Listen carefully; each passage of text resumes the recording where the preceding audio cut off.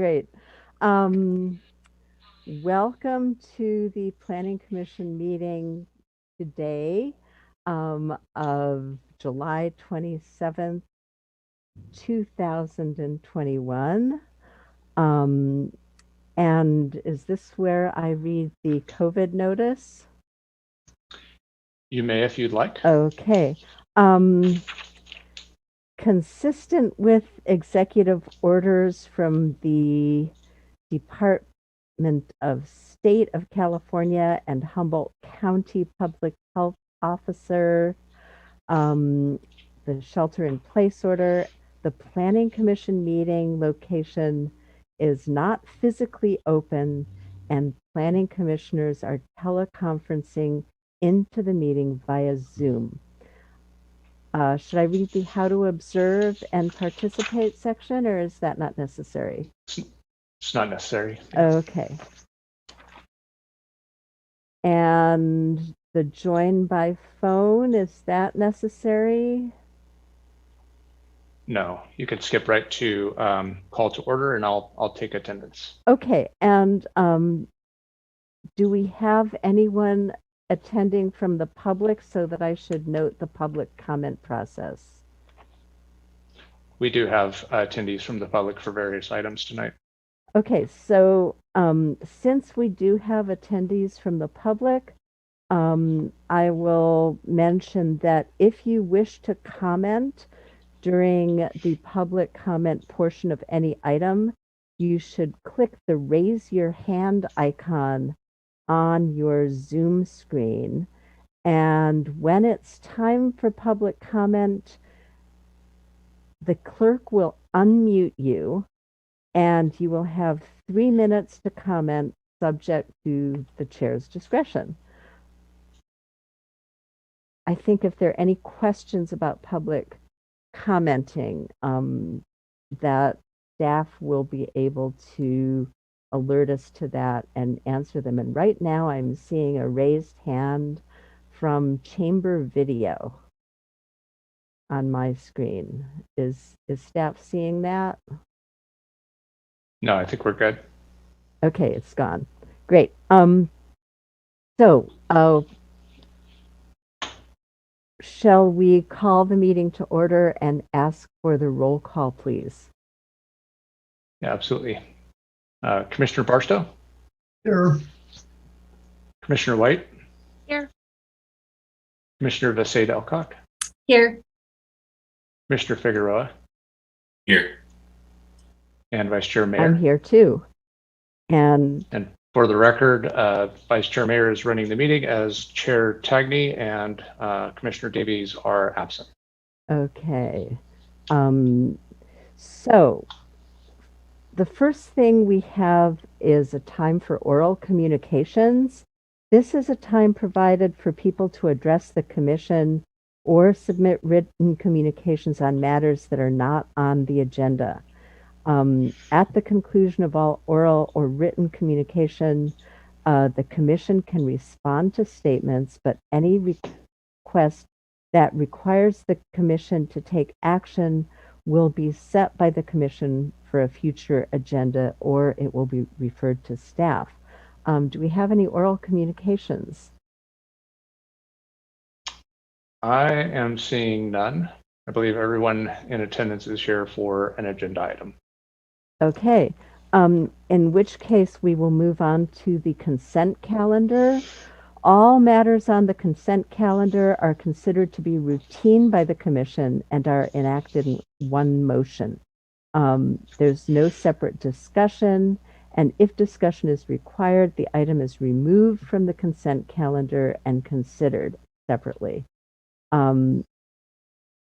Tonight we have only one item on the consent calendar, and that is the approval of the minutes of the January 8th meeting. And so if anyone wishes to discuss or make any changes to those minutes, we'll take that off the consent calendar, address the comments or changes, and then vote on that item. Otherwise, we'll vote on the consent calendar, which is only the minutes. Is anyone wishing? I'll make a motion discuss to the approve the minutes? consent calendar. I'll second that.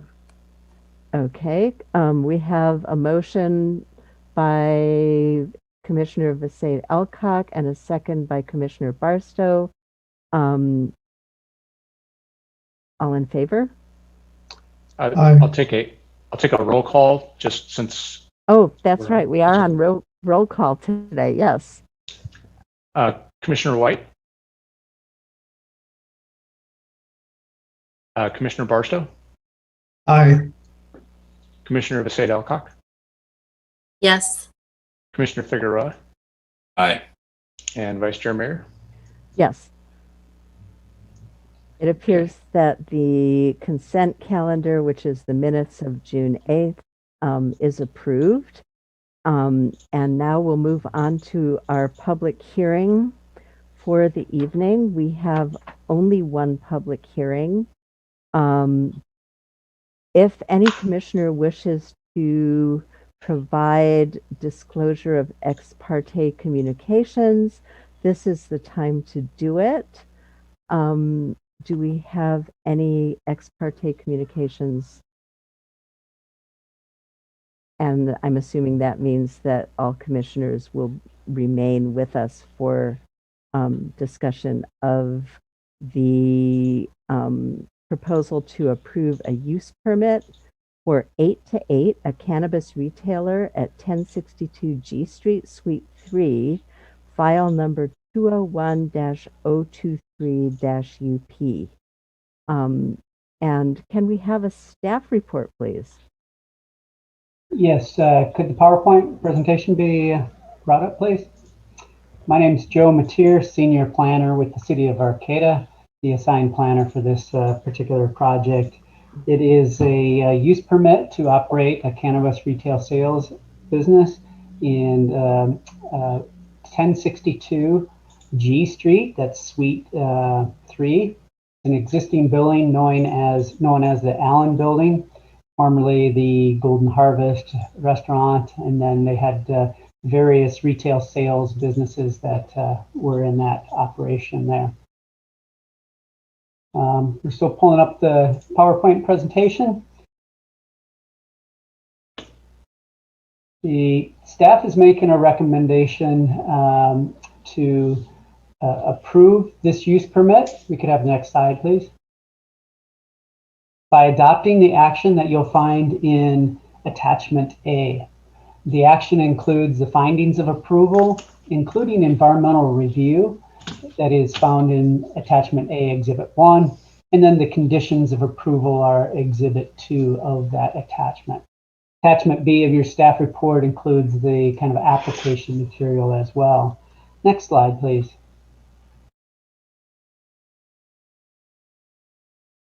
This is an overview of the site, more of the downtown area. You have 101 going to kind of on the right side half there.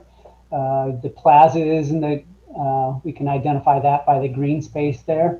G Street is an important commercial corridor. It's a one-way street. The Allen Building does have double frontage on that. I wanted to kind of point out some of the existing dispensaries that might be in this area. There is one that is located very close by, about 180 feet. Their properties kind of do share property lines. The Fireplace is in operation on F Street, correct? And then Pacific Paradise is over on G Street, just south of 11th, or I mean H Street, just south of 11th Street as well. And then there is no other dispensary that's shown in this view. We do have the two longtime standing dispensaries located on 6th Street and I, the Humboldt Patient Resource Center in the heart of Humboldt. They were operating under the purview of the medical marijuana standards for many years. They're actually on the same property, and they've been there for, gosh, I don't know, close to 15 years, I imagine. We do have one other operator that is located on H Street on South, or on 4th Street, 4th and H, at the old West Plumbing store there, the Humboldt Urban Market there. The other dispensary we have that is operational is located out in the Valley West area. Liberty is out there. The city of Arcata has standards for 15 potential retail sales and service cannabis operations that are located, that can be located with a use permit in these commercial zoning districts. There is a prohibition for them in the downtown plaza area, but we did provide opportunities for our commercial mixed areas such as Sunnybray, Westwood Market, and those areas to also have a small dispensary or dispensary out there if chosen. Could I have the next slide, please?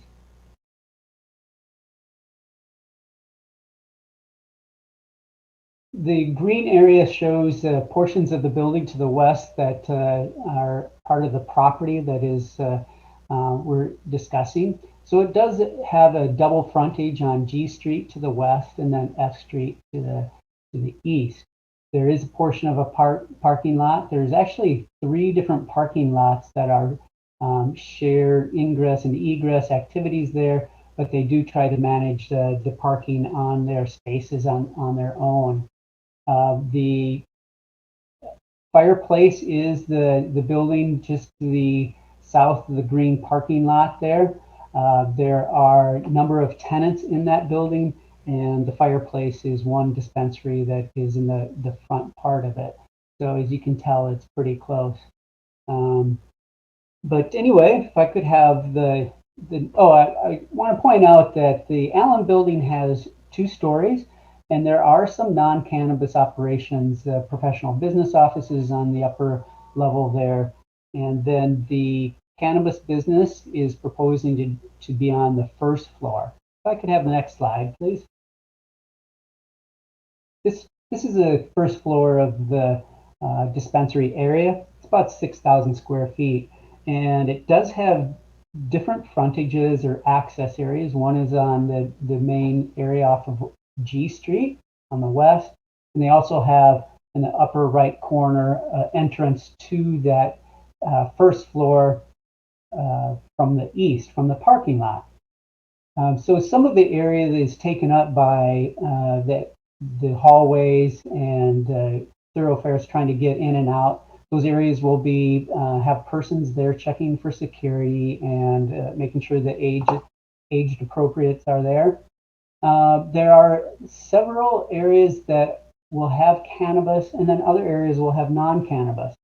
So a client could go into the store and buy t-shirts or beanies or hats or posters or soaps or whatever non-cannabis merchandise they have, and not really be exposed or access the cannabis retail space area. They will still be age restricted because they do need to enter in and pass through their security at the entrances.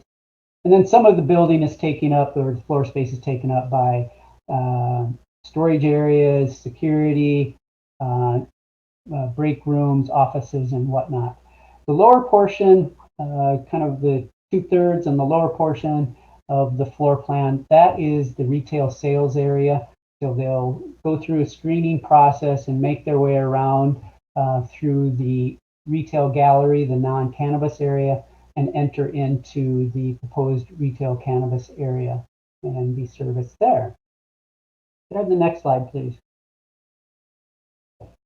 These are some of the elevations. I have, it's bounded by 2 buildings on the north and south. So we just show this first one's the east elevation. This is off the parking lot. The applicants aren't proposing any exterior alterations to the building. This particular application did not include any sign permits, so that will be coming as a separate permit later on. They do have the entrance to the 1st floor is on the right side. The other entrance that we see here is to the upstairs business professional offices, one of the access areas. You can get to it there. So they have the 2 doors on the west or the east elevation. one for the cannabis businesses and one for the non-cannabis business, the second story. Next slide, please. This elevation would be off of G Street. If you gone by there recently, there might be some boarded up windows, and they're just doing that for security purposes because some vandalism has occurred. But there are no broken windows there. They're going to pull those off when they become operational. They have the stairs to the left that will take the tenants up to the second floor. The main entrance will be those double wide doors there where they walk into a foyer and have their security screening done. And then the storefront windows on the right, that will be the main area of the cannabis product line. And they do propose to put kind of a film material over the windows to diffuse, to kind of minimize the view of those cannabis sales areas there. Next slide, please. We received some public comment, either by phone or written comment, and I've paraphrased some of these comments. A couple of the comments did come in with a common theme. They're concerned about the number of dispensaries or cannabis retail sales businesses in Arcata, and they, basically said we don't need any more. Don't approve the permit. The other comment came in, and it happens to be a tenant in the building that is concerned about the parking impacts for the tenants. The construction, when they convert, there are some tenant improvements that will be required for the for them to improve the space, but they're very, very minimal. What I would say, very minimal on-site tenant improvements, and so I don't think it's going to be a very large disruption to it. And I'm sure the applicant might have more awareness on construction activities that they're proposing and stuff like that. So I don't really believe there's going to be much of an impact on the existing tenants within the building. At least it's going to be for a short period of time. Some of the comments were related to the odor. The products that they do sell are all pre-packaged, and so there should really be no odor associated with that. There will be no on-site consumption or cultivation of cannabis plants there to the full flowering stage. I'll follow up further on live plants discussion. There was some concern about the operational concerns, and none of them were really highlighted, so I wasn't sure. Hopefully the public member can expand on the concerns of their operation. And then there was some statements about environmental impacts to on and off-site tenants. One of those impacts was the odor, and I believe some of it was also related to the kind of construction timing of phasing of that. One of the comments was the concentration of the cannabis retail sales businesses in the downtown area. Our staff report that I provided did have a discussion on that, on how the thought was really, when we created the cap of 15, we really wanted to not limit the entrepreneurial ideas that could come for people proposing new businesses. And our public hearing process went through the Planning Commission and the City Council, and I think both David and I, flat out said, we're not sure that Arcata can support 15 straight retail dispensaries, but let's have it enough where there could be some unique business opportunities that are not just the straight retail cannabis sales. And at this point, that's what we have. We do have 6 operational ones that are throughout in the downtown area, kind of from 4th Street all the way up to 11th Street, and then the one out in Valley West itself. But seeing that we don't have a lot of the other service industry, it's kind of our belief that it could be the barriers to entry. It's expensive to enter into the legalized cannabis market, the level of regulatory review, and there are some barriers to some of those regulations, similar to our anti-smoking for places of employment or for the public health department on retail sales of food products. So if we had a coffee shop that had a CBD or a THC tincture, that would be considered a contaminant to a food product. And so those would not be approved by the current regulations that the Humboldt County Health Department has. In some jurisdictions, those have been revised, and they do have unique standards to allow cannabis retail consumption other than the combustion and smoking and inhaling type. And there could be a massage therapist or something that does more of a spa treatment with the CBDs or some other relaxing products that they might have. And like I mentioned, we just haven't seen a lot of that. We believe that we haven't really identified any concentration impacts. The properties have not been blighted. They've been well maintained. We don't see that there is an increase in crime in those areas. And so, you know, the police department didn't identify any concerns as well. So, you know, our concentration is going to occur almost naturally because we require them to be in commercial zoning districts. And so they want a commercial business will want to have that commercial exposure and have that visibility. And so we do see them in our downtown area. So that is not really unexpected for that. The property owner apparently didn't disclose the sale of the property. The application material was signed by the property owner, and they said that it's contingent upon the granting of the use of the permit. So apparently the folks that want to buy it want to make sure that they can operate there. If they are able to operate there, then they'll purchase the building. And then there is some concerns about the hearing process. And I believe I provided those written comments to you via an email this afternoon. They were kind of coming in at different times throughout the day, and I tried to hopefully provided those to you. If not, I can certainly read those to you, or possibly the author of those comments would be able to present their testimony tonight. Next slide, please. The findings of approval are included in the action, and we base our recommendation on being able to make those findings of approval. A lot of it has to do with the application material, the plan of operations, how they manage it, the floor plans, and whatnot. But we do send out referrals to different departments and agencies, and none of those departments and agencies identified any concerns regarding the proposed activity at this site. In the staff report, we believe that we were able to make the findings for approval. And you know, those findings include both compliance with the general plan and the land use code, which is the zoning ordinance, including specific regulations for cannabis retail sales and services.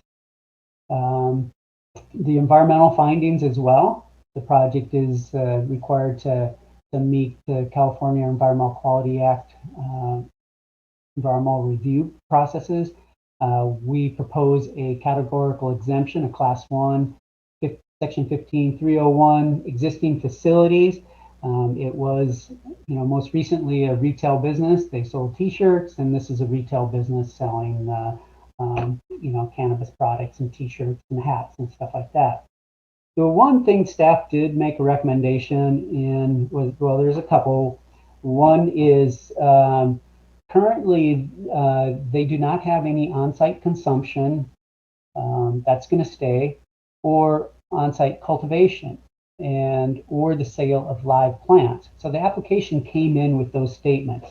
And through the staff report, I identified that we would encourage the Planning Commission to authorize the sale of live plants because if for the legalization for the private citizen to be able to acquire live plants on the legal market, it is difficult a little bit. You cannot go to a plant nursery. That has to be dispensed through a retail store similar to the project we have before you this evening.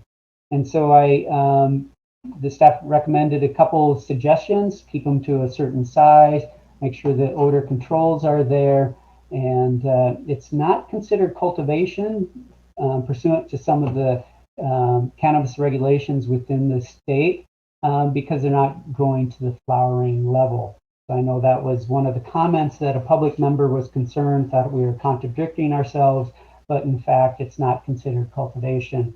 And we believe that the built-in odor controls and filtration systems that are already a part of the project would be addressing any of the odors that would emanate from some of the smaller plants there. Another suggestion was to go ahead and increase the hours of operation to what is a standard for the state law. It would be 10 p.m. I think their application originally said 8. And so similar to other dispensaries that we have provided approval for, we are suggesting that we authorize them to occupy and operate until 10 p.m. One of the things that came up through our discussion was, what about the large events at the Arcata Theater Lounge? And in some cases, there might be, a long line that queues out in front of the Arcata Theater Lounge, and they're on the sidewalk, and they might be blocking some of those business doors. And so I thought I'd talk to the applicant, Alonzo, about this, and he suggested, hey, if there's those large events that are potentially going to be causing some sort of concentration there, that they would close the G Street door and use that as an exit only. And so then they'd have new signage saying, hey, look, if you want to join us, come into our business, use the back entrance off of F Street. So that was some of the things that came out of the project there. Could I have the next slide, please? So our recommendation is to approve this use permit by adopting the action as found in Attachment A, the findings of approval, which includes the environmental review and also the conditions of approval. The standard conditions seem to apply to many of the cannabis retail sales businesses, so there is nothing unique or unusual about that. I'd be happy to answer any questions that the Planning Commission may have. If not, I look forward to hearing the public testimony.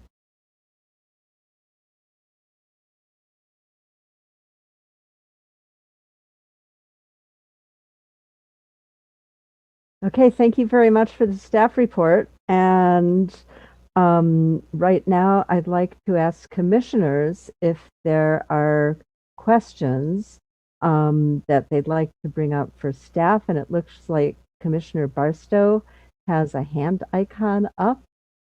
So if we can figure out a way, oh, good, and you've unmuted yourself too. Yeah, Commissioner Barstow. Yeah, just a couple things about the sale of live plants. I don't recall that any of the other applicants we've had asked for that part of a permit to sell live plants. So I'm kind of naive about this whole topic. So my first question is, where does one buy live plants? Yes, a retailer, cannabis retailer, would have to buy them from a wholesale plant nursery, and then they can sell them to public members through their dispensary. Is there any place in Arcata that is selling them? It is possible that they do sell live plants there. I imagine that some of them are selling live plants there. Hey, Joe, this is Christian Figueroa. HPRC sells live plants. That's for sure. So. Okay. Commissioner Barstow, do you have any more questions before? Yeah, my other concern about this provision, which I think is perfectly fine, but it may not have been offered to other applicants that we've approved the conditional use permits for, and I'm wondering whether that's entirely fair. Some of that is kind of based on, I believe, as we figured out the system and the state figured it out as well. And so some of it was maybe not even available at that time, and we were still trying to figure out the process for that. But I think one solution that might work to appease your comment, Commissioner Barstow, is that we could, if the Planning Commission agrees with the parameters that were outlined in the findings in the staff report and the conditions of approval, that we could offer that as an administrative minor modification to their permits if they're interested in it. Okay, thank you very much. Commissioner White had a hand up, and then Commissioner of the State Alcott. Yeah, before we leave that topic, I do just want to interject that, we would obviously have to take a look at, the authority that we have to do that. The Planning Commission may be amenable to that, but we'll certainly review whether we have that administrative authority. I don't want anybody to walk away from this meeting feeling like if that is approved as a condition, that we would then be able to turn around tomorrow and start issuing that authority to other dispensaries. Okay, yeah, thank you for that clarification. Commissioner White. So I don't want to belabor the issue on these starts. I guess my curiosity is that a clone typically would be in a 3 to 4 inch pot, not a 5-gallon bucket. And so I guess I was wanting a little clarification with that. And I don't know if this is possible, but is there a cap on the number of starts that the business could have? Because I've noticed that there's a lot of floor space. And if we're looking at a way to mitigate any kind of odors, it'd be kind of odoriferous if there were, say 1,000 clones. So I was wondering if we could clarify that. Yeah, some of the plants do come in the clone size, and those are usually really controlled environment where the lighting is maintained, and oftentimes a private cultivator, if they're going to now transfer that out to a natural light, would have more difficulty in having that plant success. And so there are other seed cannabis plants that do it from seed, and they're growing more in a natural light. And that might be the type of product that a outdoor cultivator, private cultivator, would be looking at. So there is a little bit of a variety, and they are right that there are different sizes. But the 5-gallon size was ones that I've recognized in some of the dispensaries, and those were seed plants. I wanted to let Vice Chair Mayer know that I accidentally removed Julie's hand. So she had a question, I think, still. So I apologize for that. Hope it didn't hurt. No, it didn't hurt at all.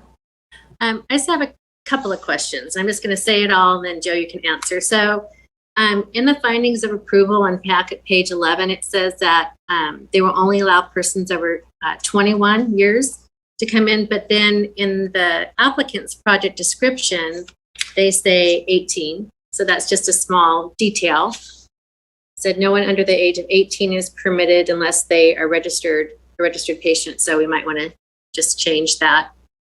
And then again, I have problems with the starts too. I'm concerned about the kind of the push in the staff report about the nursery starts, like up to 5-gallon buckets. Is this going to be a nursery, and is a nursery allowed in the CC zoning? Is it a cultivation? I mean, what is it? Is it even allowed? And then on the staff report, again, you're recommending display of nursery plants and starts, but in the applicant's project description on page 26, they say there will be no cannabis visible from the window, and the windows are tinted. So I just see these contradictions. Yeah, thank you for that. The age one I'll address, and there are provisions for medicinal patients that are under age of 21 to go into dispensaries to get their medicinal plants. So that's the discrepancy between the ages there. and they do have to be accompanied by an adult, responsible adult for that. Did that address your?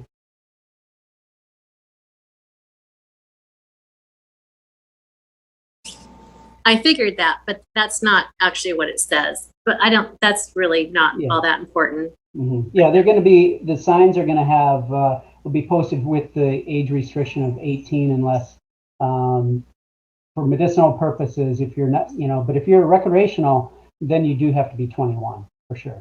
Okay. The issue with the starts, no, it's not a nursery. They are not applying for a nursery. Nurseries are not allowed in this zoning district. So that is a very good question. I appreciate you bringing that up. This is just a sale of retail plants. So the plant is ready to purchase. They are not really, they want them out, within 5 days typically, because they don't want to be babying those plants. So they would probably work it out with the licensed dispensary. And when those products come in, I think they come in cycles, is what I've heard.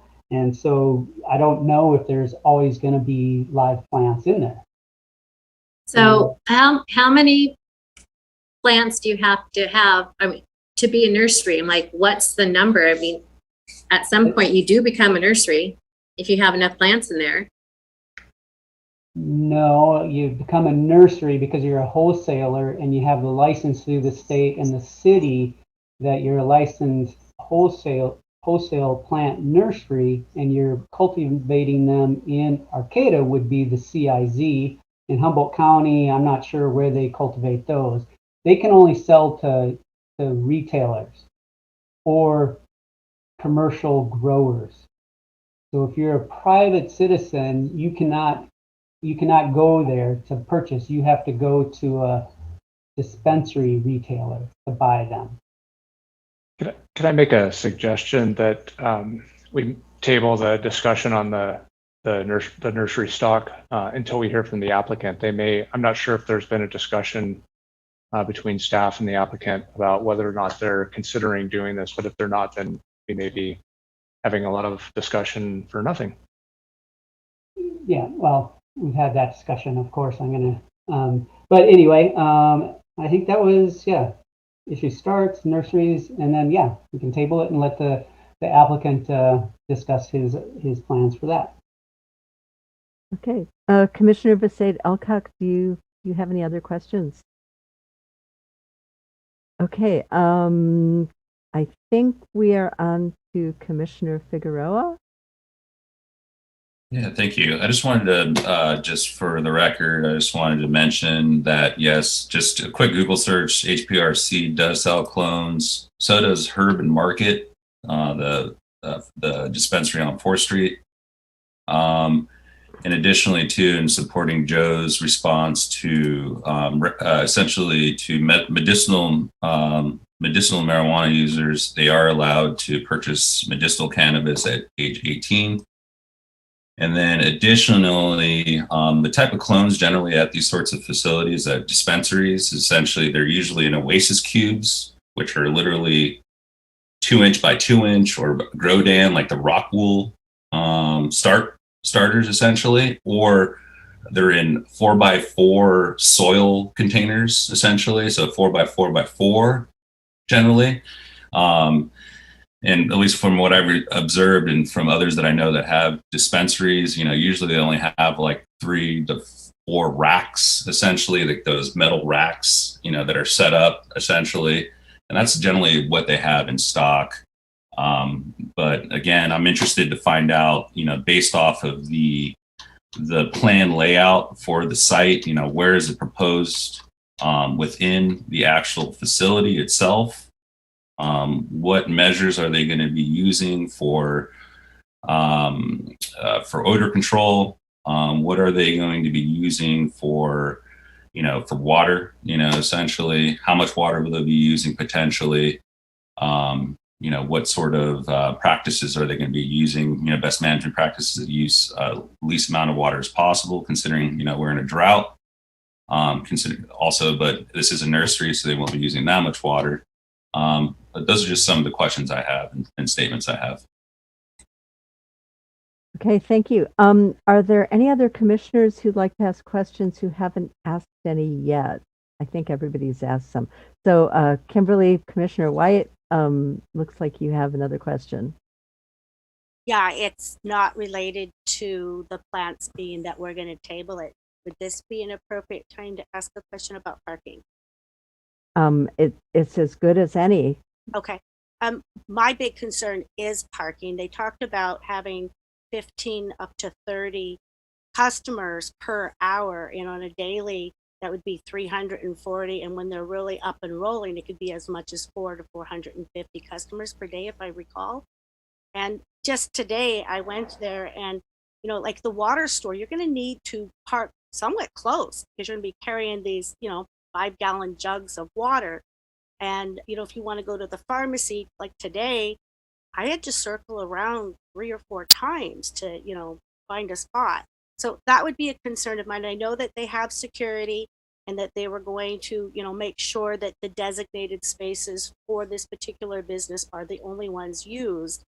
I guess I'm just wanting to hear a little bit more of like what that would look like, because there is a huge parking issue there right now. If you want to go to the jogging store, same deal. You're going to have difficulty even getting nearby. Yes, the parking situation does not change. We didn't even look at the parking numbers. This zoning district doesn't require any parking. Theoretically, this property could sell and build a 2-story building where their parking lot is. And so the parking, we do have several dedicated parking spaces, I believe, for the tenants that are there. I believe the different businesses, like you mentioned, Barnes Pharmacy, you have the water, you have the jogging shop, and then you have that used to be a former hair salon in the corner. They have all their own parking spaces there. So are there rogue people parking in where they're not supposed to be? I'm sure that occurs over time. It is in a downtown area where, we don't like to consider ourselves having a parking problem. There is, on-street parking. Usually this type of business is going to have a fairly short turnaround. And so there's going to be a lot of vehicles going in and out. As you compare to maybe a restaurant when it was the Golden Harvest, it's probably similar number of people that were at that business, but they're going to be there for much longer time, a half hour, maybe an hour. And so those parking spaces would have been, just used instead of having a higher volume over time. Parking, that is a discussion that we almost have every time. The city of Arcata has taken an approach where parking is not as important as other things. Our businesses, our open space, and buildings and housing are more important than parking. So I don't mean to really not hear you. I definitely hear you, but that's a choice that our zoning regulations and our general plan have made and are making. And so parking isn't, I really don't see parking as an issue. They got a parking lot. They're one of the lucky businesses to have a parking lot. They don't need a parking lot. They could get rid of that if they wanted it. The harsh reality of that is. Okay, thank you.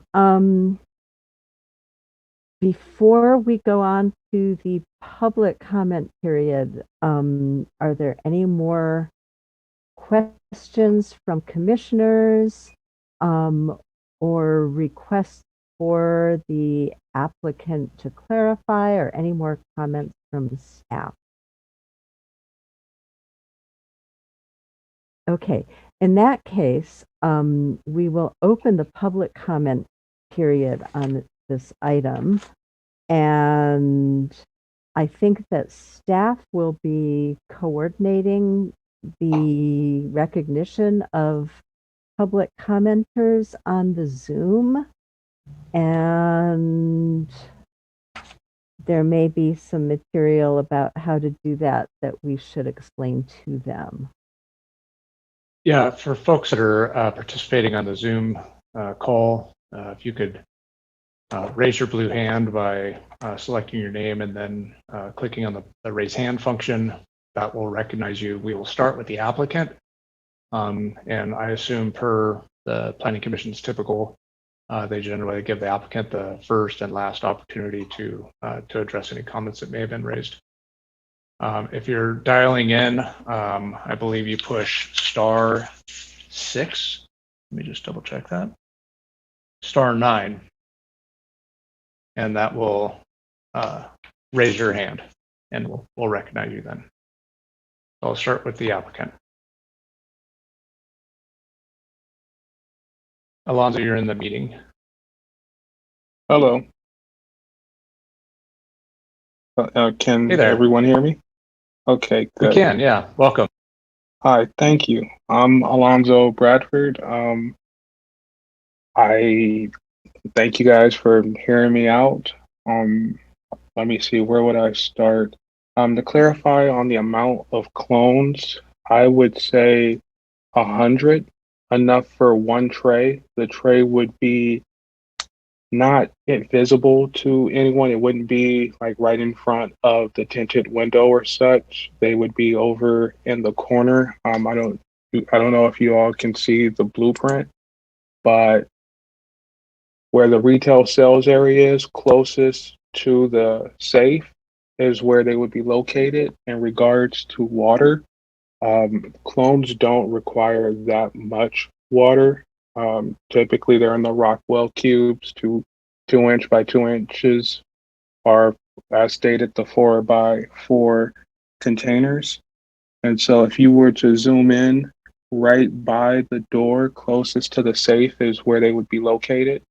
I feel that's a secure location, far enough and from the actual window over on G Street, and not too visible unless you enter into the shop from the door. The first door there, you'd be able to view them to the right, but you wouldn't be able to view it any other way. In regards to the 18 plus, that is our 18 minus, it's for medical patients, with 21 plus being recreational. In regards to odor control, air filtration will be used, and starts typically, we're talking again about 100 starts at the most. That's 3 trays. Yeah, that's 3 trays worth. And it would be, there would be a air filter right next to it to prevent any odor.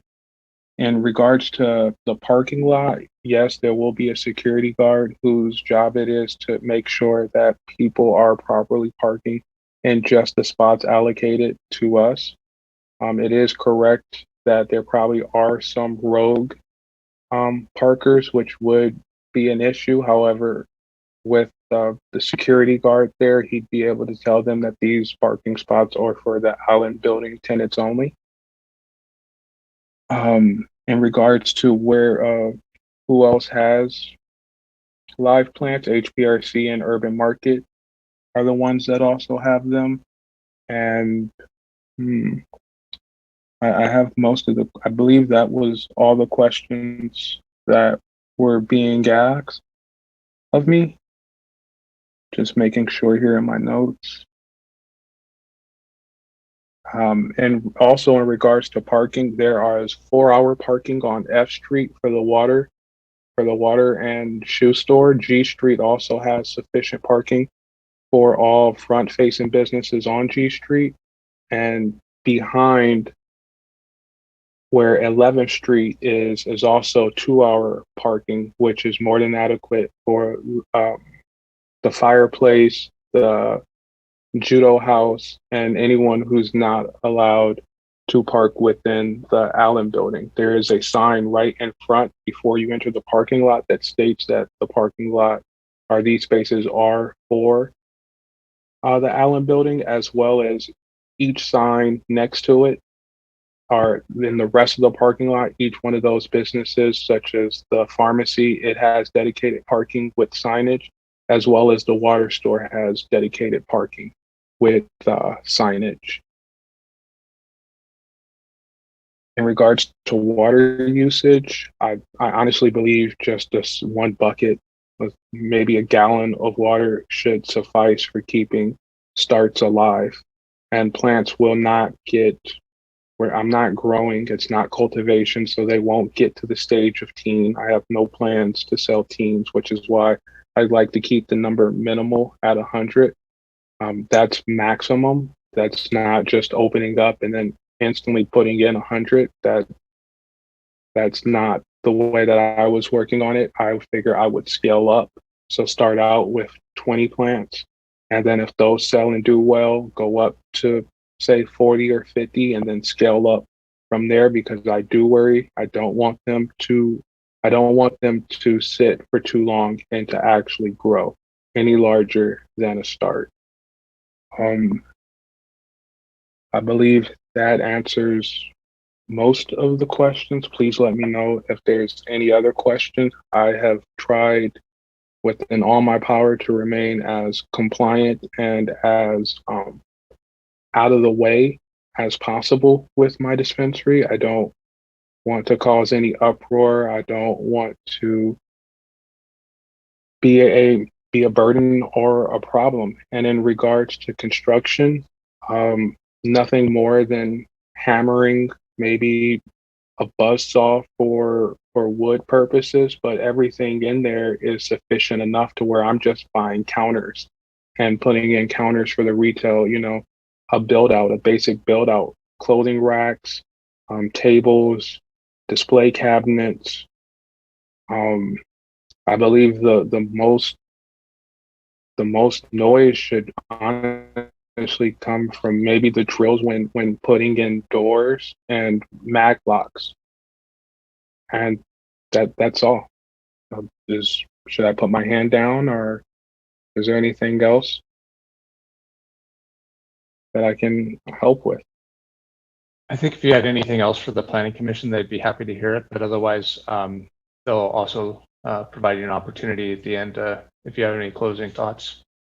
Thank you very much. All right, I'm going to mute myself. Okay.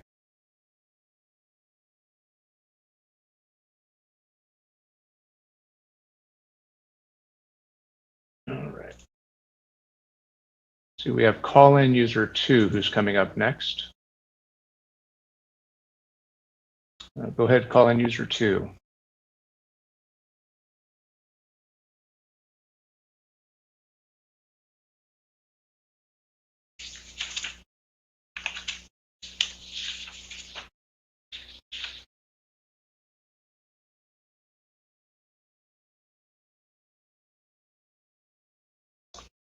It looks like the Um, call-in user has their mute on.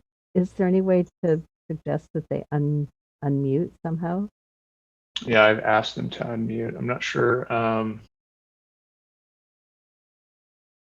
if they are having difficulty unmuting. Okay, it looks like they're unmuted now.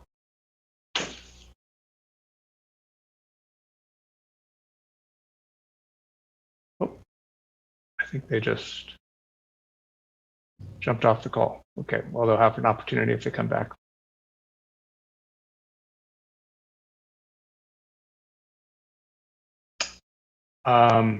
This is an opportunity for public comment. If you're on the Zoom web platform, you can click on your name on the ellipsis next to your name and raise your hand, do the raise hand function.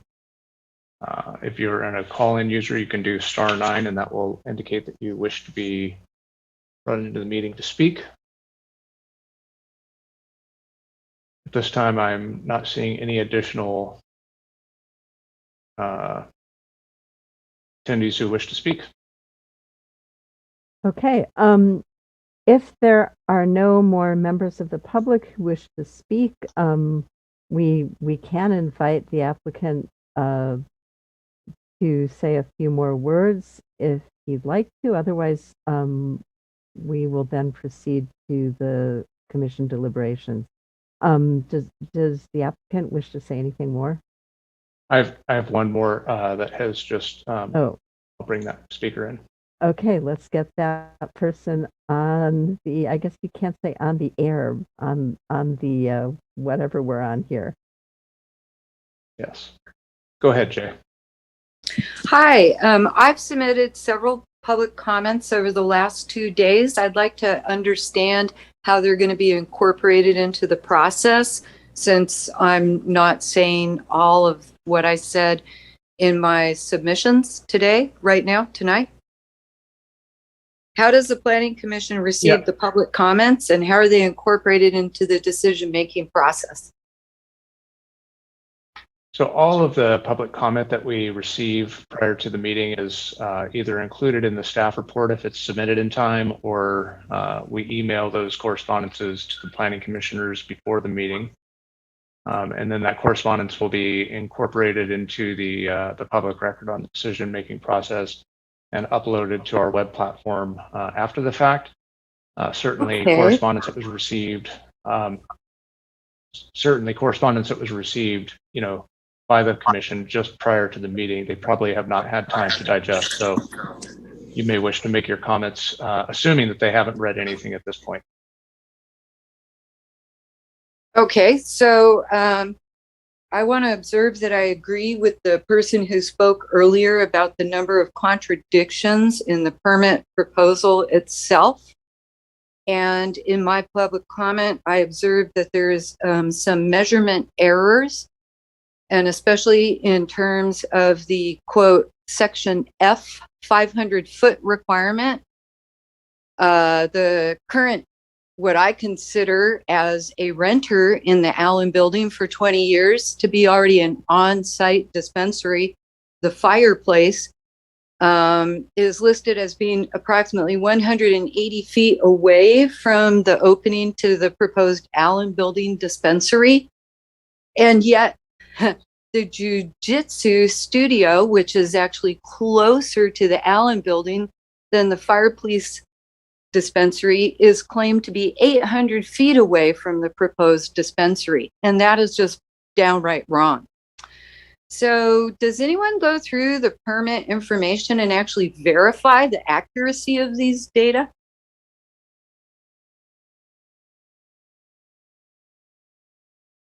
Just a note on the process, the opportunity to speak at this point is to provide public comment. And then if the commission wants staff to address questions that are raised, they'll ask us to do so after you've spoken. So sorry, thank you so much. So yeah, I'd like to let the commission know that having been a renter in that building for 20 years, that data are wrong, just patently wrong. This would be the 7th permitted dispensary in the immediate downtown area.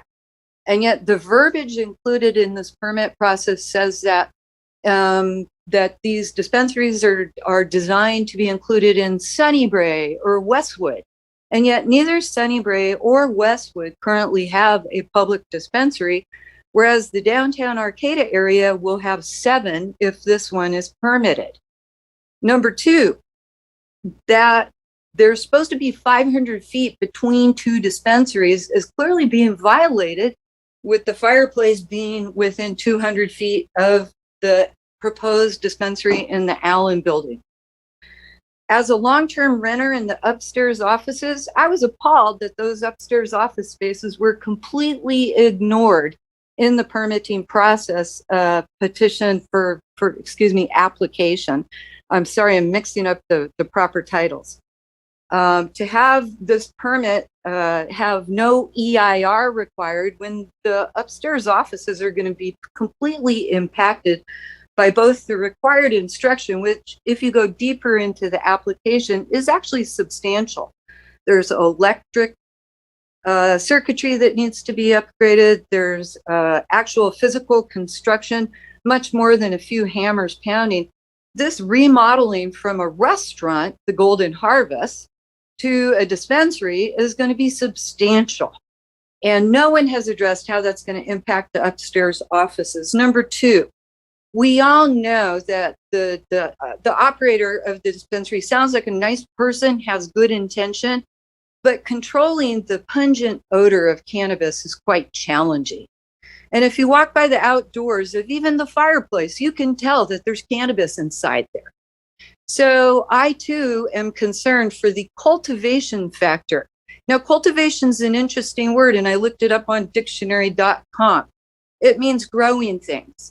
So yeah, you might have starts in there and you're not cultivating from a seed and they're not coming to flower, but by keeping plants alive, technically that's the definition of cultivation. So that the permit says there's no cultivation and cultivation is intended kind of makes me a little suspicious about the whole 9 yards being presented here. And that's where I'll end my comment. As a 20-year renter in the upstairs of the Allen building, I was only informed by the city of Arcata, not the landlord, that this sale was intended. Thank you. Thank you.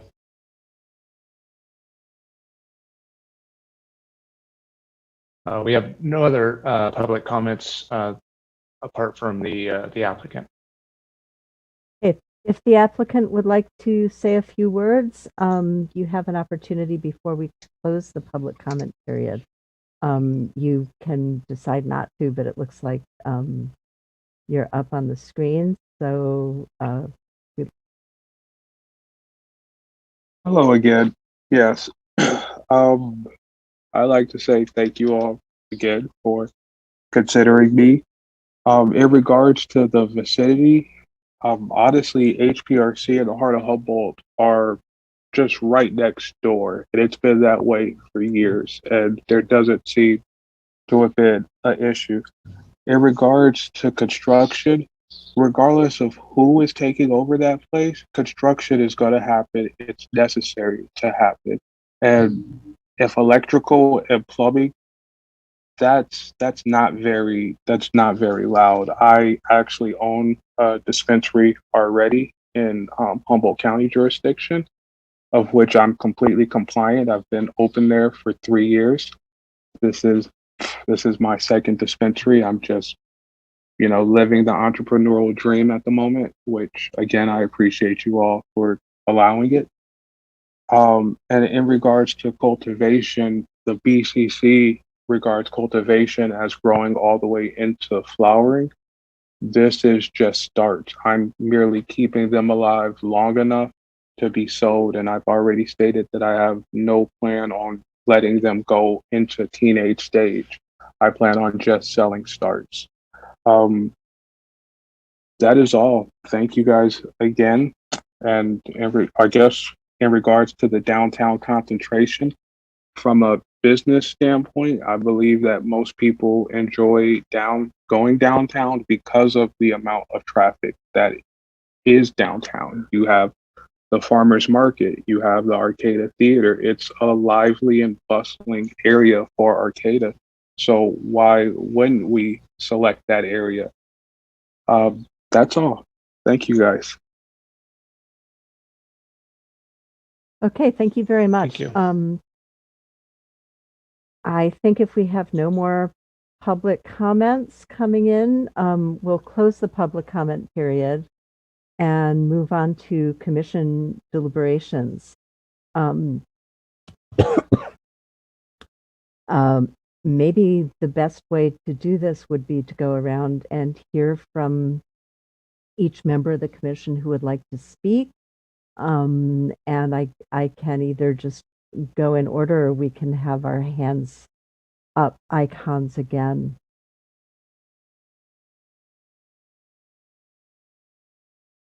Going in order sounds good.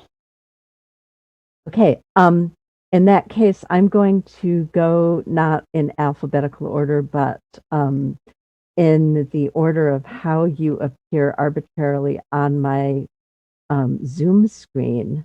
And if you would like to speak after I call on you, please feel free to say that you'd like to speak later.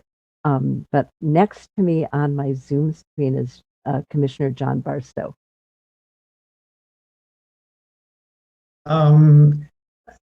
I have no comments beyond. I think it's a good application. I would vote to approve it.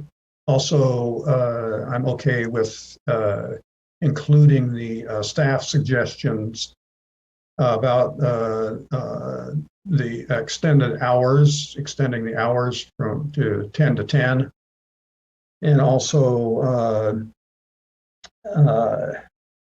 the provision for live plants. Okay, thank you. Next, Commissioner Kimberly White. So I guess with regards to odor mitigation, my understanding is that the city can and will go in and monitor. So I feel like that should hopefully eliminate any issues. Is, you know, if it does come up, certainly the city can go in there and they can have a discussion and, you know, add any additional filtering or whatever needs to be done. So I'm comfortable with that. And I do appreciate that the applicant did address the parking issues. It sounds like they really are going to be sure to ensure that the surrounding businesses are not impacted and that they're going to, you know, their security will take care of that. So I just wanted to, you know, thank him for addressing that. And I think that was all I had. I didn't want to beat a dead horse with regards to, you know, the number of starts. It sounds like he really is going to be minimal. There's going to be 3 trays. They're going to be small. And as pointed out by Christian, HPRC and one of the other businesses are doing, you know, similar. So, and I haven't heard any problems with regards to, you know, those businesses operating and doing the same. So I think it's a good plan, and I look forward to seeing them. Okay, thank you very much. Next, Commissioner Vasaid Alcock. Julie, do you have anything you would like to say? Just a couple of things. The public speaker, that was great that she called, and I'm sorry that she's upset, but she was wrong on a couple of things when she said about the different dispensaries being so close to each other. That's a special consideration. It's not like they can't be, they can. It's just a special consideration. She can look that up on our land use code. I don't like that the staff is telling them what hours they should have. I think let's just leave them. They can do the business. Let them figure out whatever hours needs to work for them. Parking is going to be an issue. Parking is an issue in Arcata. It's faster on your lunch hour to go to Eureka to do shopping than it is to be in Eureka. So that's an issue, but it'll work itself out. Arcata is still the best place. And otherwise, I really like this plan. I feel like they're going to be really successful. And I feel like I really liked what they wrote in their project description. It sounded like they really looked around and tried to cater to everybody. I think I'm excited about this. I think it's going to be really good. Okay, thank you. And our next commissioner, Christian Figueroa, if you'd like to comment. Yeah, sure. Yeah, I feel that the applicant answered the questions that I had, and I feel also answered the questions of the rest of the commissioners. You know, just like the other commissioners said, you know, parking's always an issue in downtown Arcata. You know, this project isn't going to solve the parking issue in downtown Arcata. So we shouldn't, you know, have this individual shoulder that issue. So I'm ready to vote on this. I'm ready to vote to approve it. So that's all my comment. Okay, thank you. And I guess I'm the last commissioner to comment. I appreciate that the major questions that our commission and members of the public have asked have actually been addressed in some way. Just as a matter of precedence, I do think that the extended opening possible times by 1 hour suggested by staff and the addition of live plant sales also suggested by staff. I'm not sure that's a great precedent for staff to be suggesting more lenient conditions than those asked for by an applicant, but I also see the value of consistency among the many permits in the city. And so I'm satisfied that that's an appropriate way to go, and that staff actually discussed these things with the applicant after the official application came through, and before the staff report that we got recommended the possibility of starts and the possibility of extended hours. I don't see any more parking issue from this business than from any other business, and probably less of an issue than from the restaurant that was there before. And of course, the concentration of cannabis businesses in our downtown is the concentration of business in the downtown, which is exactly what a business district tends to have. So I would be ready to support approval of this project. I'd also like to point out that in terms of public noticing, the way the city's public noticing goes on this type of project is usually to property owners and not necessarily to rental tenants. And so the issues between the tenants of the building, the current owners, future owners, and other future tenants, that really is a private matter. And I would hope that current as well as potential future owners would make an effort to maintain good relationships with all of their tenants by informing them and discussing with them possible changes in the conditions of their tenancy. So I do appreciate the comments from the public about those issues, and appreciate the comments from other commissioners about the land use code. So I think at this point, is there anything else that members of the commission would like to add to our deliberations? Anybody? I'm ready to make a motion. Okay. Do we have a motion? I'll make a motion to approve land use permit for 828, a cannabis retailer at 1062 G Street, Suite 3, file number 201-023-UP. Okay, and do we have a second? I'll second that. All right. I believe that the motion addresses all of the issues that we would need to address in a vote, but are you clear that that includes the findings, the conditions, and the CEQA exemption in that motion? Yeah. Okay, good. I believe it's covered, Joe. Good. Okay, in that case, can I ask staff to take a roll call?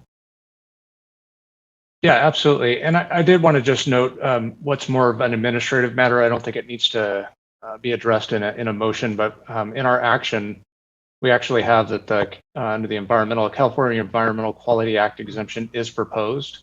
And in the adopted action, we'd be changing that to is adopted. Okay. So there may be little grammar cleanups. Okay, so Commissioner White. Aye. Commissioner Figueroa. Aye. Commissioner Barstow. Aye. Commissioner Visade-Elcock. Aye. And Vice Chair Mayer. Yes, I vote to approve. Okay, in that case, it looks as though our commission is unanimous for approval. And congratulations to the applicant on that. Best wishes for your next steps. And now we move on our agenda, I believe, to one business item. And I think we have a staff report on that, I would imagine. This would be, I'm going through my agenda. to discuss a preliminary review of conceptual development for North Star Development LLC at a location 945 6th Street in Arcata. That would be assessor's parcel 021166010 at the corner of J Street and 6th. Do we have a presentation? Yes, this item is a business item for the Planning Commission as a preliminary review as requested by the applicant and agent. They submitted some conceptual plans, a site plan, and an elevation. They are looking at redeveloping the site. It's in a coastal zone, and currently it's a vacant property. I did provide in the staff report, the packet, the conceptual plan, elevations, the site plan, and also kind of a checklist of kind of project information there that regarding the codes and stuff like that. But I was really hoping to, have a dialogue between the commission and the applicant to, kind of get a feel of what their questions were, what they're hoping to get some responses on. I know that as staff is processing the project, we came across the dilemma of the two code approach. We have the coastal land use and development guide, and also the inland or citywide land use code. And in some cases, they have not only conflicting, but different code standards. And the one in particular with the residential zoning districts in the coastal zone is they have a height standard that is tied to the setback, and it's a 2-to-1 height to setback ratio. And so for every foot in building height, for every foot in setback, you get 2 feet in building height. And so if your building is not square to the property line, or it has bay windows and a lot of bump outs and things like that, multiple stories, dormers, those get pretty interesting when you start creating, that 2-to-1 height to setback ratio. When the city adopted the land use code, in their wisdom, they said, we really don't need this anymore. We have the standard setbacks, we have the floor area ratio. Some people, I've discussed this item for years, and they felt that it provided benefits of different architectural style because it does require sometimes to break up the building facade a little bit. It maybe provides more air and light for some of the reasons for that. Typically, we would allow a reduced setback option agreement with the neighboring property if the setback or the height of that 2-to-1 ratio was deviated. And so it became kind of an agreement between the two private property owners. And we did away with that, again, based on the land use code, and the consultants were saying, that's probably not a good idea to have a land use decisions that are put into private agreements like that. And I know John Barstow was on the Historic Design Review Commission for many years, and often would see these reduced setback option agreements. In this case, it is my understanding that the applicant is not proposing any reduced setback option agreements or deviations of the 2-to-1 height setback ratio for the common property lines with adjacent residential, and I believe one is a commercial property. So those interior property lines are going to meet the 2-to-1 height setback ratio. They do request that they get a variance for the city street, because typically our code would not typically allow a 2-to-1 height setback ratio on public streets. But we thought that, this planning commission might realize that, across the street, if it's in the inland portion of the city, an applicant property owner would not have to meet that development standard. And if we take a look at as a deviation of our development standards, like we do with our minor use permits, with setbacks or building height, through that design review process, that we might be able to go ahead and consider a 2-to-1 height setback deviation for those streets. So that is certainly one area that I would be interested in finding out is, are we kind of thinking it would be okay depending on what the project looks like or something like that. But other than that, I think, I'm not sure if David had any comments or if our applicants are willing to present some of their vision on the project. There was one dwelling unit on the property. It was destroyed by fire. And now we're looking at, up to 8 dwelling units on that property. And so even the density is a little different. We have our base density, and then the state law created opportunities for additional development through the accessory dwelling unit. And some of those are interesting. And one of the ones that they have is that you can create an accessory dwelling unit on an existing structure that has non-livable space. And so if there's a game room, a sewing room, library, laundry room, boiler room, that you can convert that to an additional dwelling unit. And so when we saw that state law, we just thought, we kind of realized it's like, wow, what people are going to do is build a structure, and then they're going to build this phantom room. That's not a dwelling unit. It is a game room.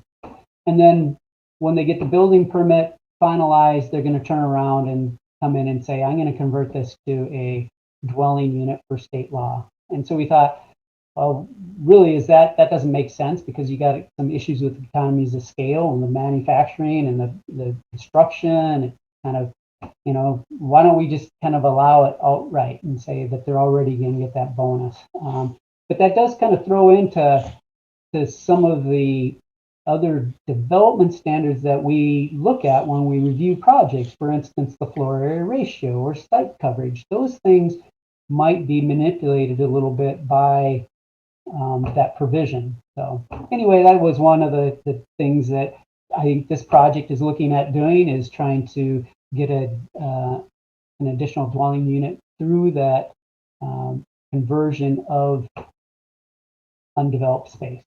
But anyway, does the commission have any? Yeah, if I could. Yeah, Dave, go ahead. Well, I'd like to add to that real quick, Joe, if I could. Yeah, the commission doesn't mind. Yeah.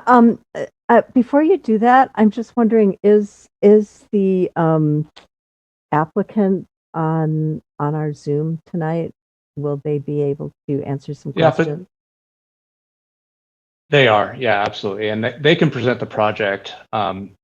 I just wanted to give sort of a slightly higher level intro, just real quick, to why we're here tonight, and to give the commission a little bit of insight and taste for the precedent that we've set before, why we're doing this. So you have some understanding about what the real decision matter is before you. As Joe mentioned, the way that we brought this forward, this is a preliminary review, if you will. And so technically speaking, it's not part of the approval process. This meeting hasn't been noticed. You're not technically held or bound to the statements that you make in this meeting. And so it does present sort of an awkward situation where maybe you'll tell the applicant, hey, head forward, go for it. And then they come back later after having gone for it, and then you've changed your mind. So we just want to acknowledge and recognize you're not bound to what you say tonight, but the applicant really is seeking some direction. So keep that in mind. To dig into the nuance a little bit about what Joe mentioned about the two codes, recall back to the Redwood Coast Montessori project, where we'd adopted some standards, some uses, some types of activities that we wanted to see in our community into our really recent updates to our land use code. And if you look at the land use code, it was principally permitted. And if you looked into the coastal zoning, it was a stretch to make it work. And so we got a little creative to ensure that the community got what it needed out of the decision-making process. We threaded the needle between interpretations to ensure that the Planning Commission can make a legal decision, one that was supported by findings, but that balanced the community's desire to have these kinds of uses. We're proposing to do a similar thing here, as Joe really excellently explained. We used to have a 2-to-1 height to setback ratio that's implemented still in the local coastal plan. We abandoned that. And so we're coming at this with a creative solution. We don't issue many variances in the city of Arcata. And, we think that from the standpoint of, appropriate planning, you don't want to issue a bunch of variances. You want most projects to fall neatly into the codes that you've adopted. But as Joe connected the variance with the minor use permit, I think that's a really good analogy. Right now in the land use code, if you need to vary from the strict standards as they apply to a site, and you need a 4-foot setback instead of a 5-foot setback, or you need to go to 26 feet instead of 25 feet, you can get a minor use permit. We issue those all the time. Minor use permit for a slight variation in the strict application of design standards. And so if this were in the inland and we needed to modify that site standard, we would be issuing a minor use permit. We wouldn't even be having a conversation about it. We wouldn't even be asking you. We would bring it forward and say they're asking for this minor use permit design exception. In the coastal zoning, we don't have a minor use permit process. What we used to do back in the day was we would issue variances for this very same thing. And if you look through our files or historic files, we have tens of variances for this exact type. And so what Joe is proposing that we do is issue a variance under the coastal zoning to allow for what we would traditionally allow for through a minor use permit in our local zoning. So I think Joe's correct. We want to get feedback on that approach. With regard to the design that you see before you, I just want to be real clear. This parcel is 0.3 acres. The maximum density is 15 units per acre. And so that gets to 4.5. We round that up. That's 5 units. This parcel under the zoning would allow for 5 units. It's not just a tale of 2 codes, our land use code and the coastal zoning code. It's actually a tale of 3 codes because, as Joe mentioned, there's this state law overlay, which just kind of overly complicates everything with respect to this site because we've got to try and balance all these different codes. If they were to come in, as Joe said, and build out an apartment building that had 5 units if they're allowed per the density, and then leave a shell inside that apartment building that was unlivable space, they would be able to come in by right. We wouldn't get any choice in the matter. They'd be able to come in by right and say, we're turning this into an ADU. And we would say, okay, thumbs up, go get a building permit. The very next day, they'd be able to come in and by right, without any kind of review for design or any other standard, and get 2 more accessory dwelling units detached from that building. And so using state accessory dwelling unit law, they could arrive at 8 units on this property. It seems to me, given the concern that the city has put into design, that we would rather see the plan in advance. And so that was kind of the strategy that we're proposing here, is that they come in with a total of 8 units that they would be allowed by right to arrive at. And we look at it as an integrated single development that allows us to arrive at a more comprehensive, thoughtful development that the Planning Commission will be able to review in total. And so this is technically 3 more units than is allowed by the density. All 3 of those additional units are accessory dwelling units, and we've made sure that they meet the standards of accessory dwelling units for the project. And so that's the other main issue we want you to weigh in on. Is the commission comfortable moving forward with that planned design, or do you want to see them come in and hodgepodge together a design that wouldn't necessarily result in the same kind of more thoughtful development?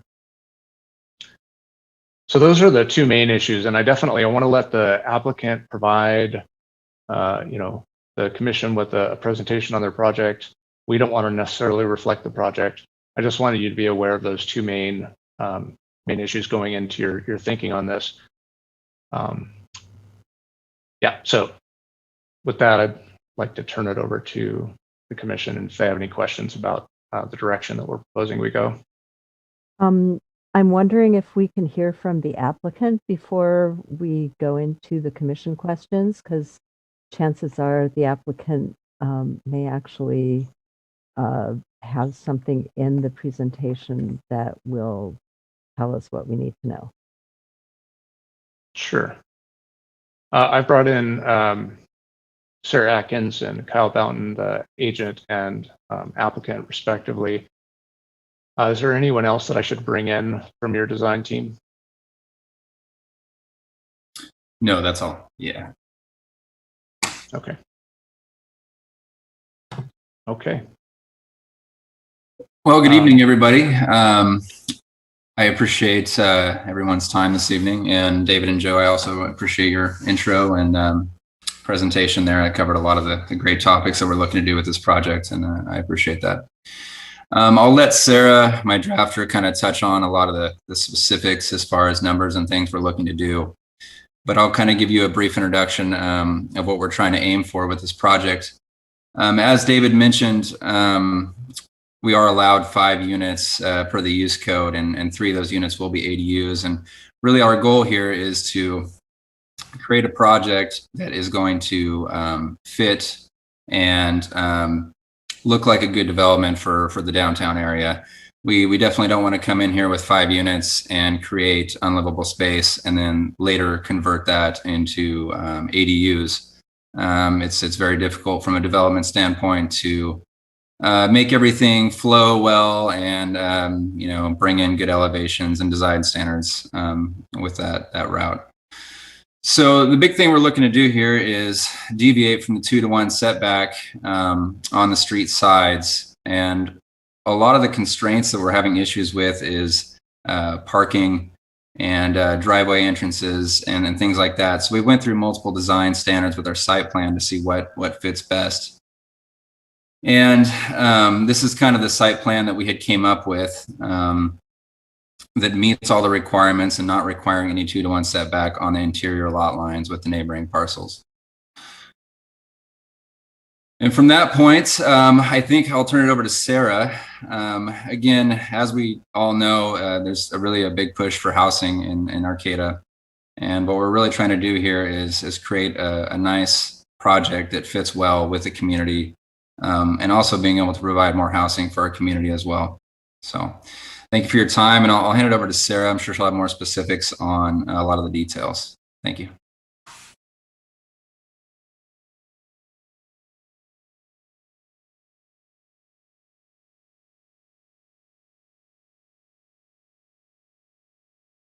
Sarah, are you able to unmute?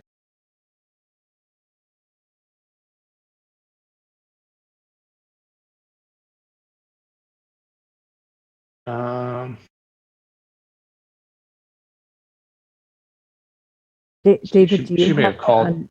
Do you have to unmute her? No. Sarah, are you on the 406 number?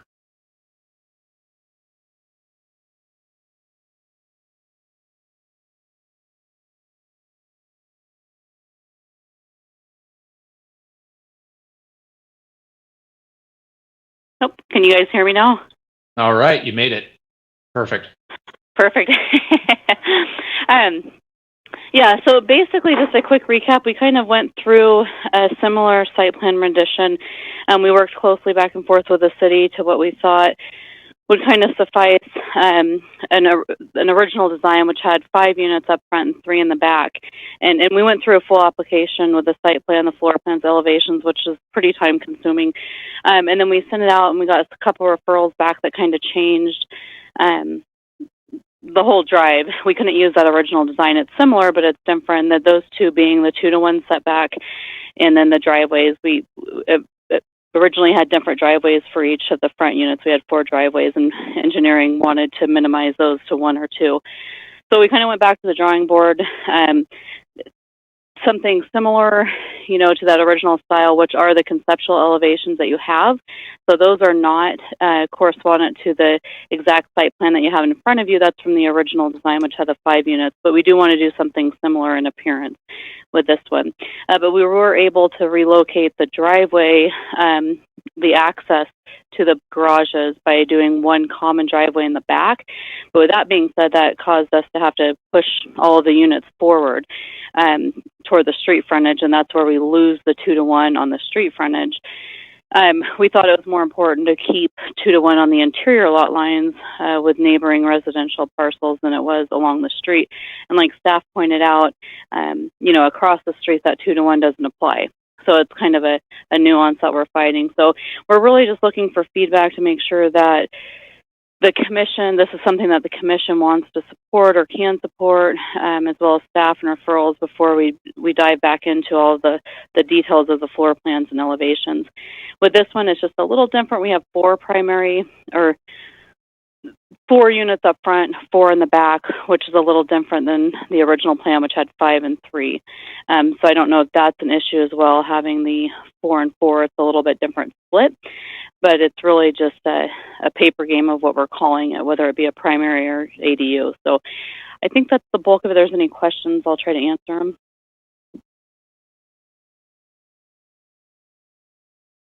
Okay, thank you very much.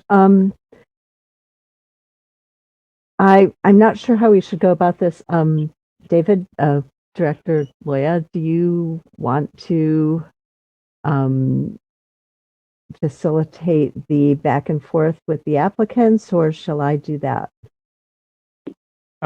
Yeah, either way. I mean, I think if the Planning Commission has questions or insights about the design or the process that we're proposing, the design, I think the applicant can handle. Process, I think, staff will handle. Okay. I think certainly to Sarah's point, she didn't want to go through a series of design iterations and then find out at the end of the day that, hey, look, Planning Commission just doesn't have the appetite to, try and approach the project this way. So that's one of the main questions. Okay, great. I have a feeling that commissioners will have plenty of questions, and I'm happy to call on people if you can unmute yourselves when I do that. Does anyone want to start with questions among our commissioners? It looks like Commissioner Barstow has a question or a series of them. Yeah, some comments mainly. I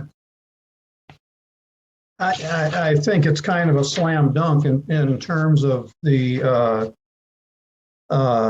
setbacks. I don't think, I think what they're proposing is fine, and whatever we need to do to make that happen, we should do. I like the basic conceptual design. Has a lot of good articulation that breaks up what could be just a big flat wall. So that's to the good. I'm glad Sarah pointed out that this was an earlier iteration, and because it says north elevation, and in many ways it doesn't match the site plan. Mm-hmm. So I presume that'll come later. But I just wanted to encourage the continuation of the conceptual ideas and point out that the important facades are the 6th Street and the J Street facades, particularly the 6th Street.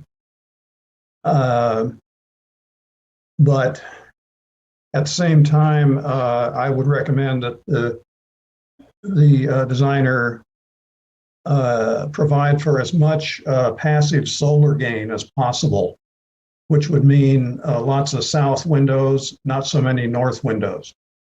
Mm-hmm. Other than that, another recommendation is to try to make the courtyard area, which really functions more as a driveway, try to make it so it's attractive, so that people will be looking out their windows, particularly in the back units, will be looking out their windows at the courtyard, and if they're just looking at, say, a solid concrete driveway, it will not be pleasant. So it's something to keep in mind in the design phase. The other thing I was going to say is that in the design, they could possibly extend the second floor over the garages and gain more floor space in the units, as well as giving some articulation to the garages. In other words, the garages would be appear to be kind of set back. So those are my thoughts. I think this really is an excellent use of that property, and it doesn't feel like the units are squeezed in. It feels like just looking at the conceptual drawings and the site plan, it seems like a perfectly good alignment and arrangement of the units. So that's it for me. Thanks, John.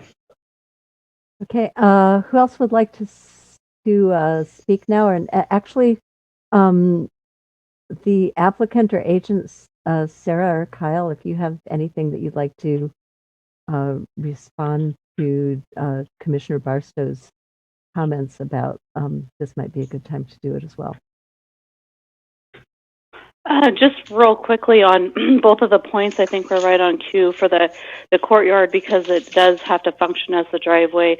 Our plan was to do a majority, most of that as pervious pavers of some sort, so it's not just a concrete driveway, so it'll kind of look more like a courtyard instead of a driveway.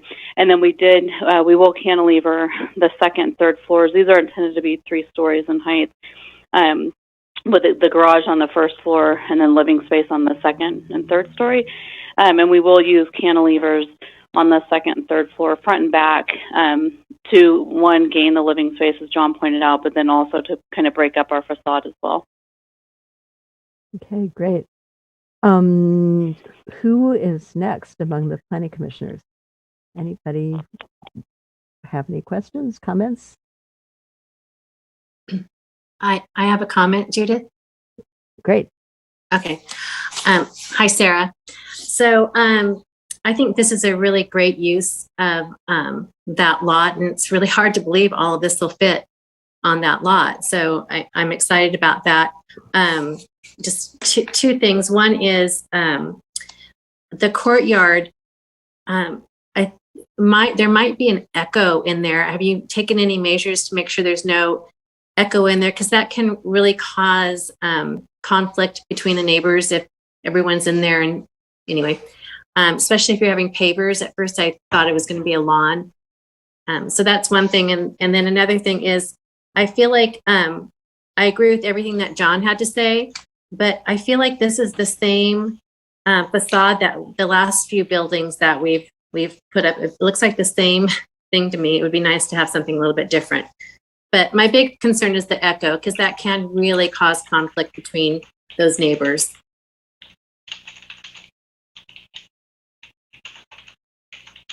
Okay. Anyone else have any questions, or actually would the applicants be interested in commenting on any of the things that we just heard? I don't have anything off the top. I guess we didn't really consider that noise, so that's something for us to look at in between the units. Okay. We will be breaking it up, I guess, to point out a little bit that the ADUs in the back will not have garages. They're just going to be first and second story, whereas the front units living are second, third, so we will have some height, some difference there. That'll help a little bit. Okay. Who would like to say something next? Do we have any other commissioners who have comments or questions? It looks like Kimberly White, you have a hand up. can't figure out how to use that, toggle that hand. I just wanted to say I'm really excited about the project, and I do concur it is an excellent use of the space. We're going to have 28 individuals that will be housed, which is huge. I really do like the conceptual rendition, and I'm excited to see it. I think the setback is a non-issue, being, that you go right across the street. It's, not an issue. I feel like the fact that they brought it forward as opposed to later, I think this is an opportunity, that there's some collaboration. And the whole reason that the ADU legislation came through the state was because we had a housing shortage. So I'm happy to see that they are able to add these 3 units to make a total of 8. Okay. Anyone else have any questions? I think Kristen, have you got any questions? I haven't commented yet. Yeah. Hey, Sarah. Just wanted to comment on, I think that this is an excellent project, and it's going to be a great opportunity for the community to provide more housing. And, considering that the previous tenant at that, in that parcel, unfortunately their home burned down. However, this is a great, change in this part of the community, great opportunity. I like the ideas of cantilevering the second, third floors, essentially to give it depth and give it a better presentation. I also like the idea as well as using the low impact development standards for the courtyard area and using pavers and so forth. And I'm sure you'll include other LID requirements in your design. So I'm definitely looking forward to it and seeing it come down the pike. Thanks. Hey. Yeah, I had a few questions myself, actually. And I really appreciate that you clarified that elevation was on the previous design, because I was also kind of confused. But yeah, that's a terrific site. And it's great to get more housing into our downtown. I'm wondering about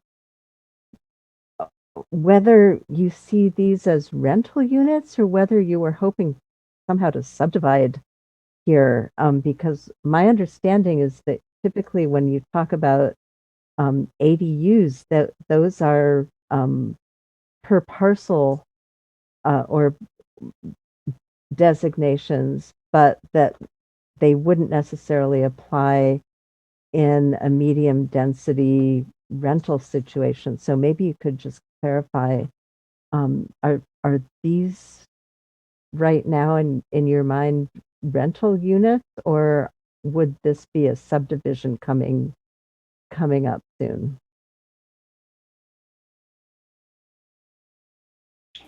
I think they're Yeah, providing. I'm not sure if Kyle wanted to speak to that.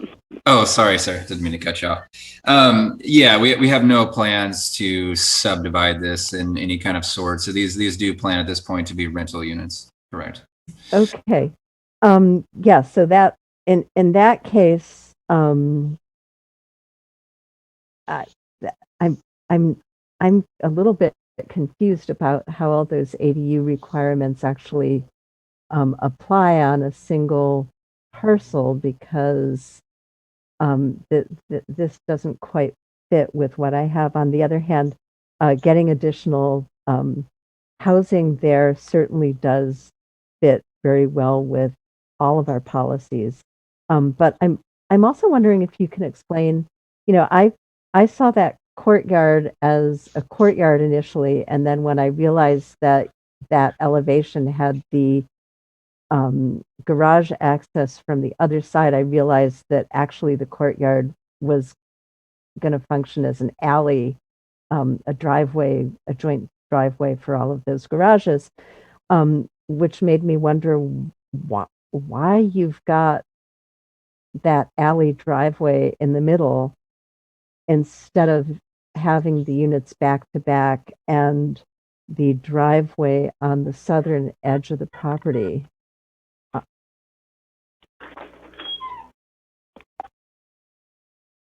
Did you want me to speak to that now? Yeah, I'm just Yeah. wondering why you had, basically vehicle access right in the middle of the property instead of on the edge.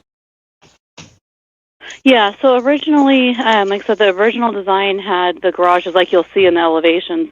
They are set up more like kind of single family, so each garage had its own driveway off the front, off the north side. Public Works or engineering came back and said that they wanted to limit driveways access to like one or two.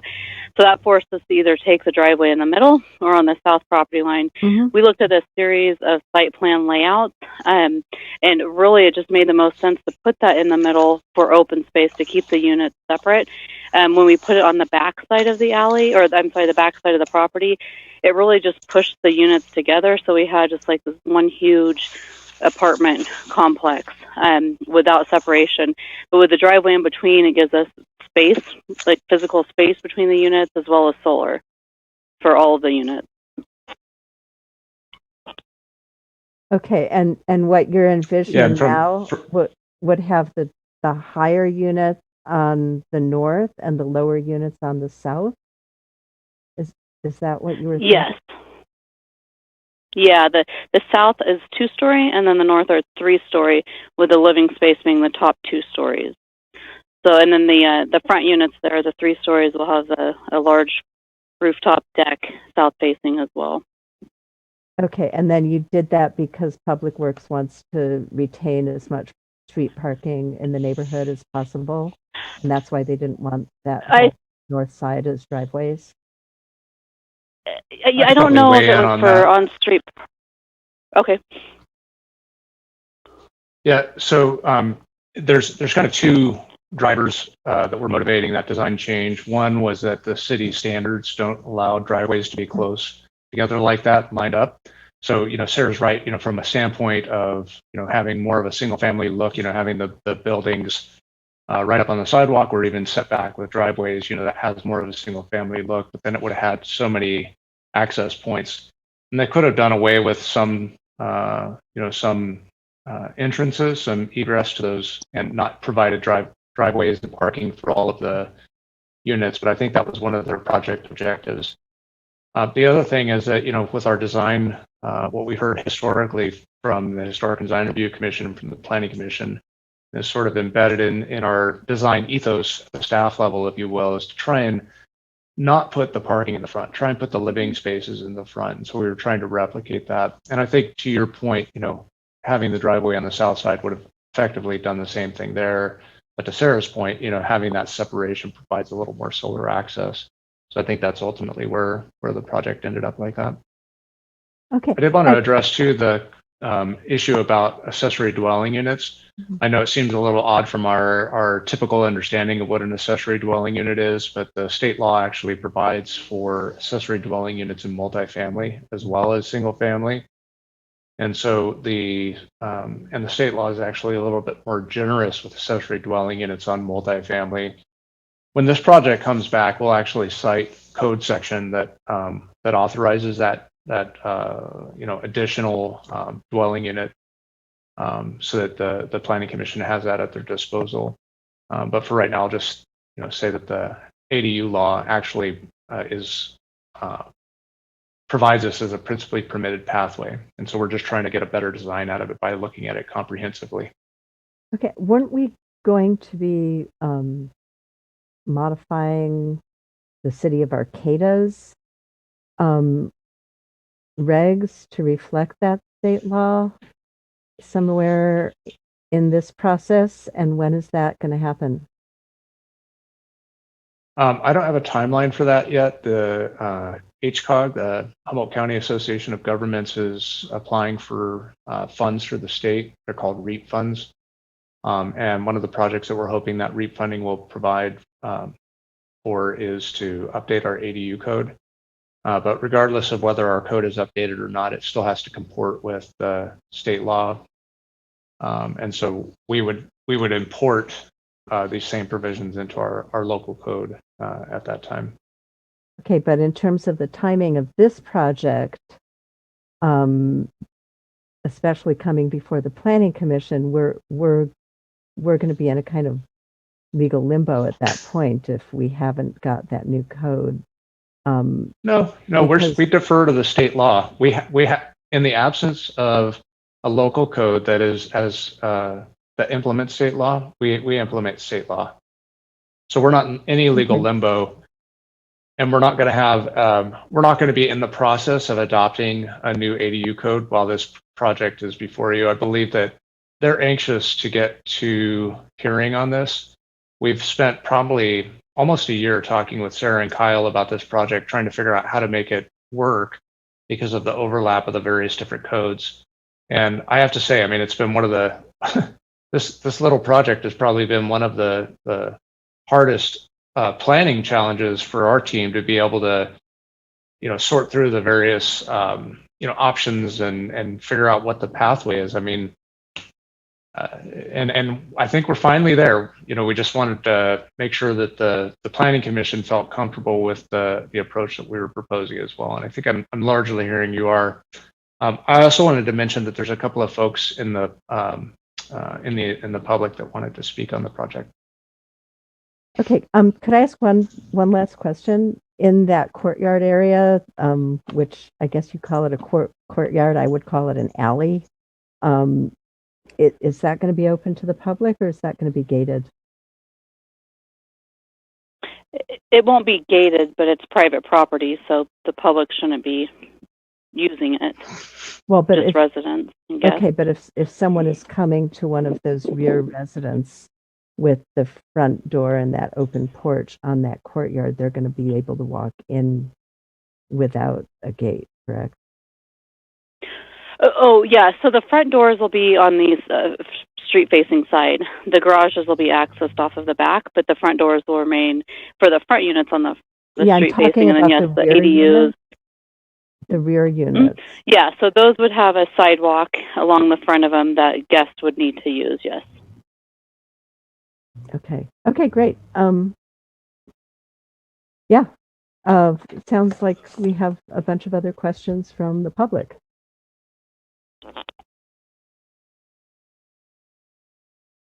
Okay. Give me a moment to manage the Zoom.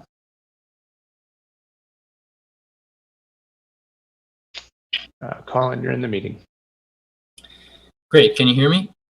Yep. Yes.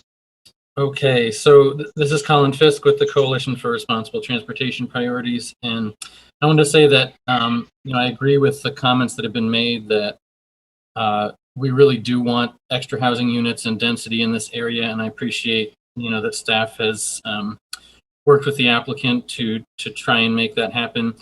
I also wanted to say that, this is also an area where we really want to focus on pedestrian-oriented design. And so that's another important reason to minimize the number of curb cuts. As you all know, parking isn't a concern of mine, but pedestrian design is. And so I appreciate that the city has put that forward and minimized the number of curb cuts that will create conflicts with pedestrians on the sidewalk.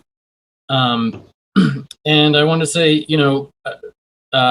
I know it would create all sorts of additional conflicts, but we would even support, looking at not providing the off-street parking and adding more units.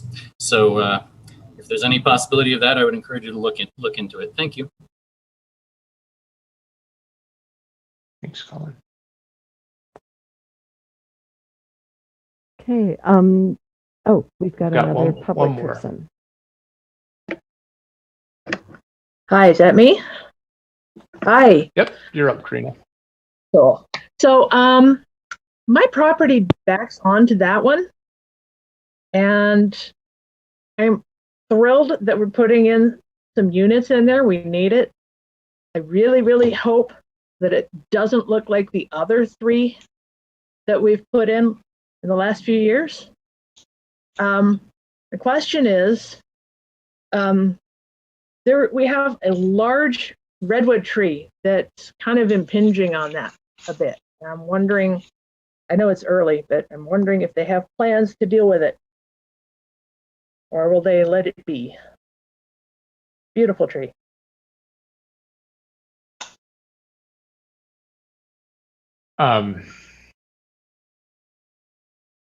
If see, I can try and let's see. Here we go. I'm going to allow Kyle and Sarah back in to see if they can address that, if that's okay by Vice Chair, Mayor. Yes, hello. Yeah, we have no plans to touch or remove the redwood tree. We made sure to have a good 16-foot setback off of that property line to allow for that extra space. And I wasn't sure if it was Karina, you that I spoke with, but we definitely have no plans to touch that tree at this point because I feel like it is a beautiful piece of the property, and we want to keep that there and allow the space for that in our development process. Thank you. Okay, it's nice that this can be a forum for neighbors to actually speak to each other. That's great. And is there anyone else who wants to ask anything, explain anything, make some comments? And as far as what you want from the Planning Commission today, both the applicants and staff, what would you like to hear from us? I think we're good. There's no formal action that can be taken at this point. I think we've gotten, feedback on the process, and the applicant's gotten feedback on design. This will be coming back as a formal hearing, noticed hearing, when the designs are complete, so that they can address your comments, and you'll be able to see those again before approval. Okay, great. Anything else before we close this business item from any of our participants? Nope. Okay. We'll look forward to seeing this proposal again and to see how it fleshes out a little bit. That's it for our business items this evening. Our next agenda item is correspondence and communications. Do we have any correspondence that staff has received? And is there anything that you'd like to tell us, or anything that the commission would like to say to staff or to the public? Not sure if Joe has any correspondence, but I will reach out and let the Planning Commission and the community know that our next Planning Commission meeting, which will be the August 10th, we'll start in-person meetings again at that point. And so we'll be having those in the council chambers, and we've got facilities that would allow the public to continue to phone in and or Zoom in. And we'll provide information on how to do that on the agenda for that meeting. So we'll be meeting back in the council chambers in real life again soon. Okay, that's good news. I think it's good news. And is there anything from any of the commission members that we'd like to ask or say to staff or the public at this point? Commissioner Barstow has something. Okay. I recently noticed that a solar farm has appeared at the Lazy J mobile home park. And I was just curious, is this, I don't think we ever saw that. And is that because of the state code that removes solar installations from discretionary approval? Good question. This particular one, because it was on a mobile home park, HCD retains the permit jurisdiction for building permits over that. So we had absolutely no jurisdiction on that project at all. It's unclear to me whether or not the solar farms would fall under the solar access laws. I don't believe they would, but I will research that and get back to the Planning Commission on that. Interesting. Anything else from the commission or from staff? I do have a question myself about going back to in-person meetings.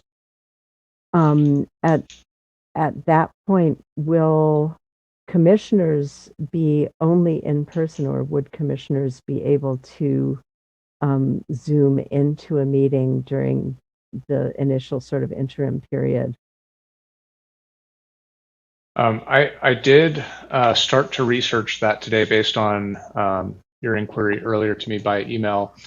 And I know that right now the Brown Act has special provisions due to executive order that at least through October, committees and commissions are allowed to meet electronically as we are now. I believe that the concept for for going back to in-person meetings right now is that we would have them fully in person.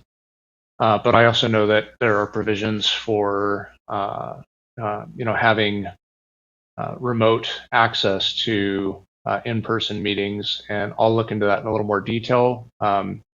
It could be problematic because you do have to post notice at the location where you're at and allow the public to enter if they wish to provide public comment. And there's some other provisions, so we can get into that. But it looks like the current direction the city is attempting to take is to go fully open meeting or fully in-person meetings. Okay, thanks. Anything else? Okay. In that case, we have gone through our agenda for this evening's meeting, and we are adjourned. All right, thank you.